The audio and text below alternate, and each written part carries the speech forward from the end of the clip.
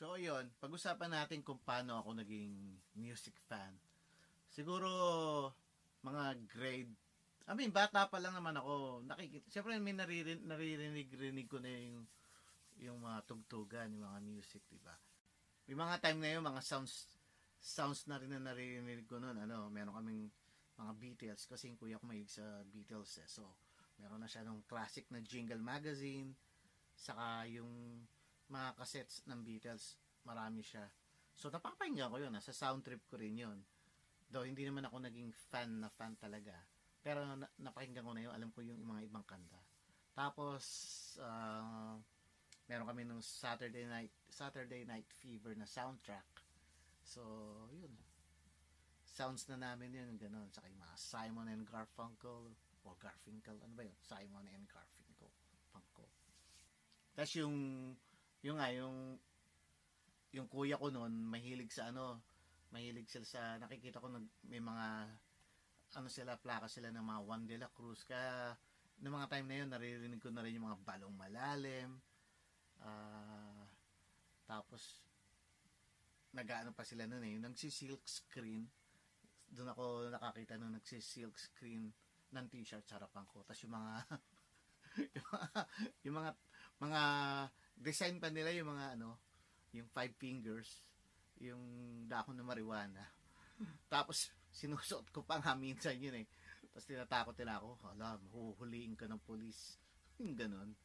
Wala, naalala ko lang.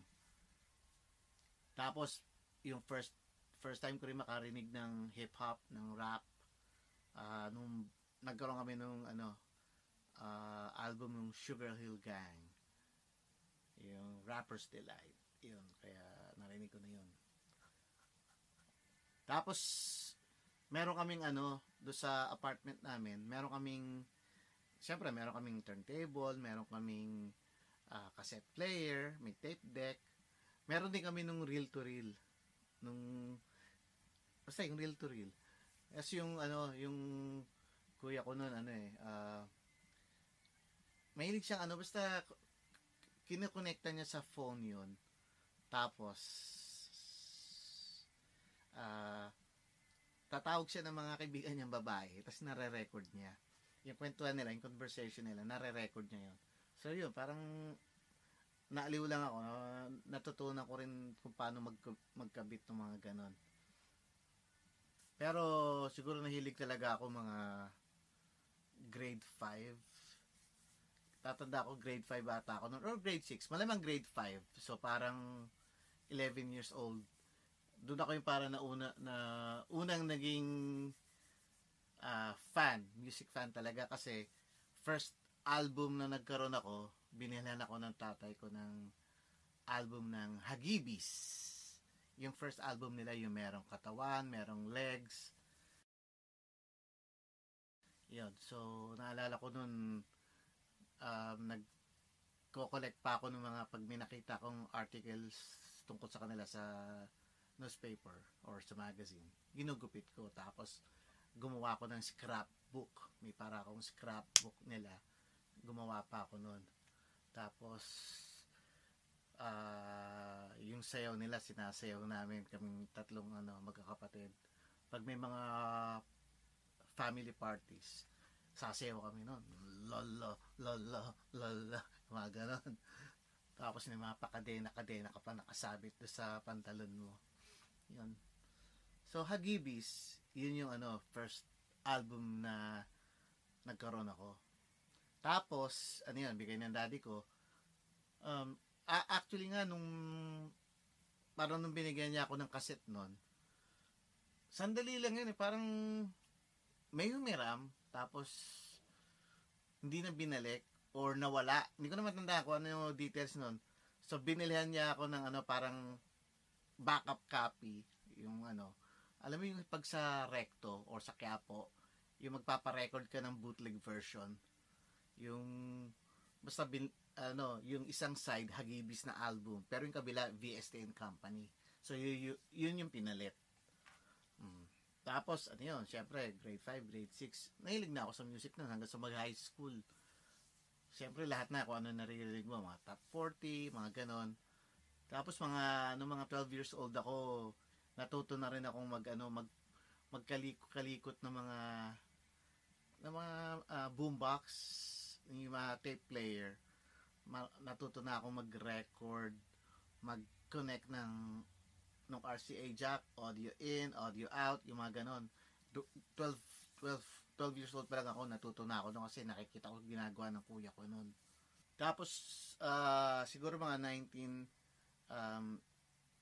81 na tayo. Mga 81, basta nung nag-high school na ako, doon naman na ako na start makinig ng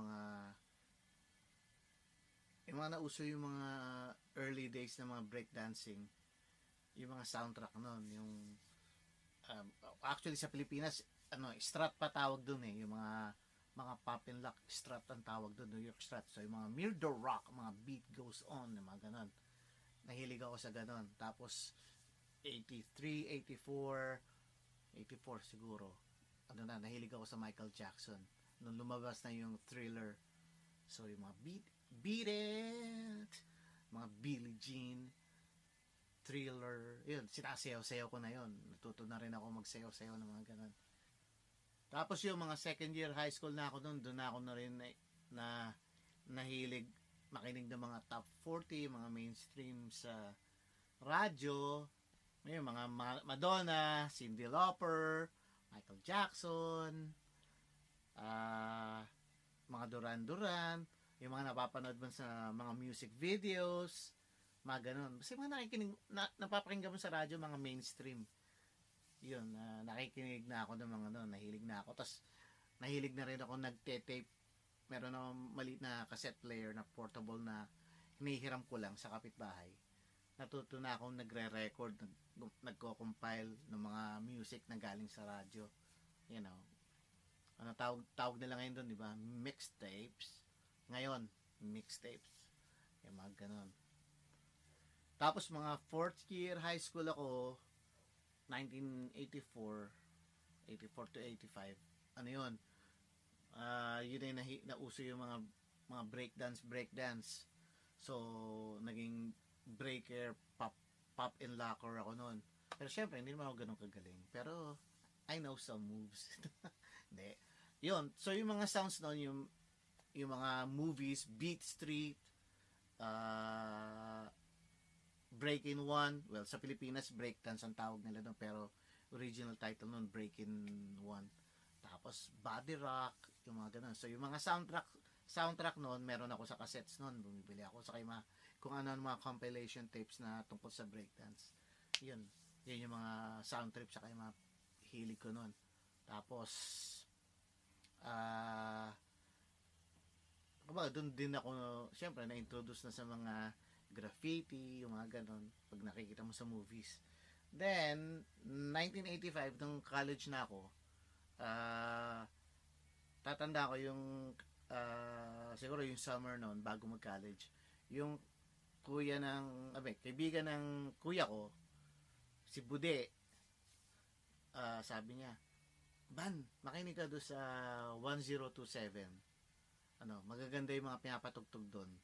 Yung mga galing sa England na music na hindi mo naririnig sa typical na radyo o typical na radio station. So yun, nakinig ako 1027. Yung pala yung yun, WXB 102, diba? So syempre yung music na lalo nakakaiba nga, nagustuhan ko kasi iba-ibang style. Yung time na yun, syempre ang pinaka-umbrella term was New Wave. Galing. So nahilig ako doon. Tapos parang yun na yung turning point ng buhay ko na naging parang nahilig sa ganon, na naging yun na yung trip mo palagi, yun na yung lifestyle mo, yung ganon. So XB102, WXB102, diba? Yun, tapos hanggang sa natuto na akong pupunta na ako sa mga parties, ma-attend kami ng mga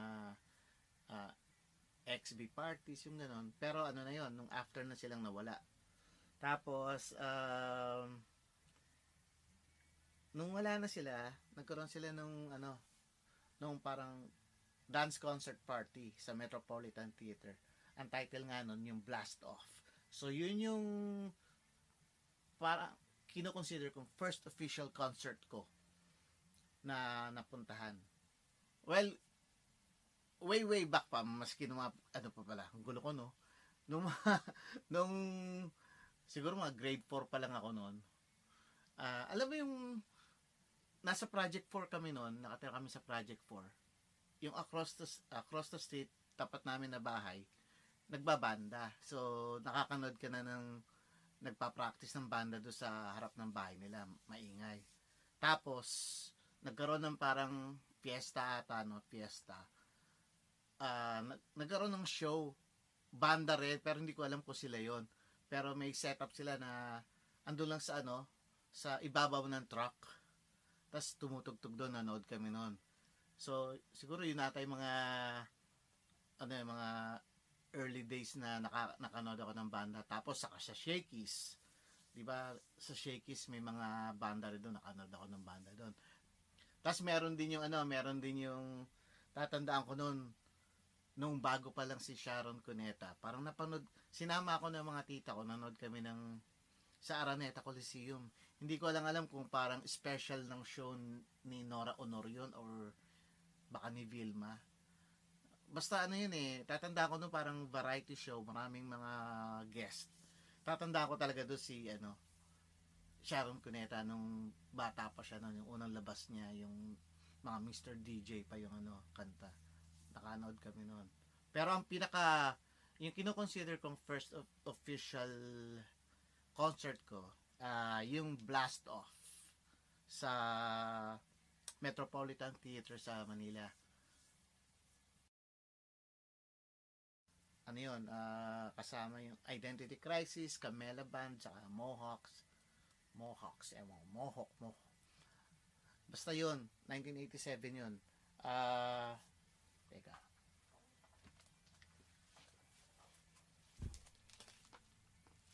Dito yun Anong date nga ba yun? November 21, 1987. So, yun yung first official rock concert ko talaga. Ayan. Tapos, fast forward ng June 1988, nagpunta na kami na States. So, pagdating dito, ang first ever concert ko, Susie and the Banshees. November 1988 yun. Yun. So, ayun, hanggang sa fast forward 90s, 2000s, 2010 hanggang ngayon, mahilig pa rin ako sa music. Hanggang mamatay ako. Music fan. Yeah. So, yun muna yung mga kwento. Pag may mga trip kayong bands or concerts na gusto mo pakwento sa akin, o gusto nyo makita yung collection ko, like yung autographs, yung posters, yung music, let me know kung anong gusto nyo pakita. Sa ako, anong gusto nyo kwento, baka kung anong pwede kong ipakita sa inyo, tanong nyo lang, sabihin nyo lang. Basta kahit itanong nyo, baka meron kayong gusto malaman, gawa natin ng video, kunyari, tungkol sa collection ng autographs, or pag nagre-record ako ng mga shows, pag nagbo-bootleg ako, paano ako ginagawa yun, related sa, kunyari, do sa production namin ng utol ko, yung Happy Box, pag yung mga concerts ng mga Pinoy dito, ano ginagawa namin, yung mga ganon. Tapos, kahit i-message nyo lang, i-comment nyo lang. Tapos gawa natin ng video. Thank you. Babu Rockstars. Later.